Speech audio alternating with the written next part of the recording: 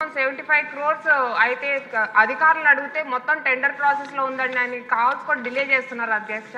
కాబట్టి మీ ద్వారా నేను మంత్రి గారిని రిక్వెస్ట్ చేస్తున్నది ఇది కొంచెం ఈ ప్రాసెస్ అనేది త్వరగా చేసి మనము ఈ 5000 ఇళ్లకు కూడా తుని మున్సిపాలిటీలో ఈ 5000 ఇళ్లకు కూడా డ్రింకింగ్ వాటర్ అనేది సప్లై చేయవలసిందిగా కోరుతున్నాను అధ్యక్ష మంత్రి గారు.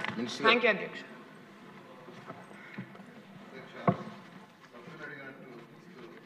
మొత్తం మీద అడిగారు. ఫస్ట్ క్వశ్చన్, ఈరోజు రాష్ట్రంలో ఈ అమృత 1.0 కింద 2559 కోట్లు 2014-19లో అప్పుడు శాంక్షన్ చేసింది అధ్యక్ష.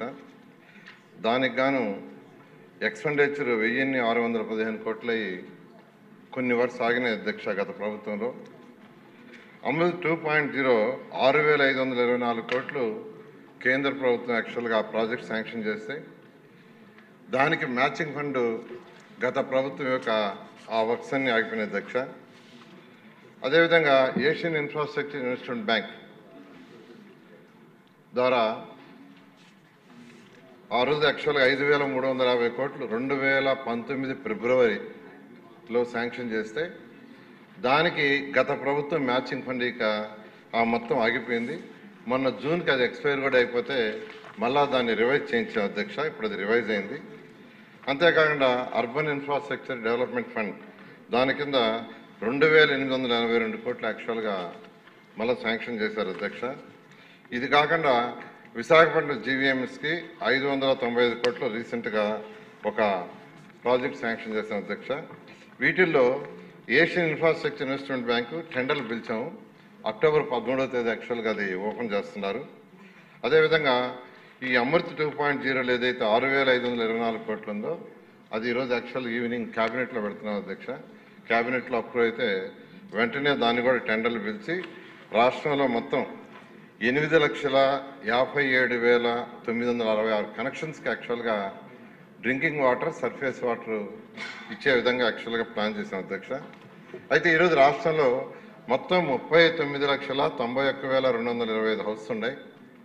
దాంట్లో 25,63,593 హౌసెస్కి కనెక్షన్ ఉంది. ఈ ప్రాజెక్ట్స్ అన్నీ కంప్లీట్ అయిపోతే రాబోయే 2-3 సంవత్సరాలు కంప్లీట్ అవుతాం.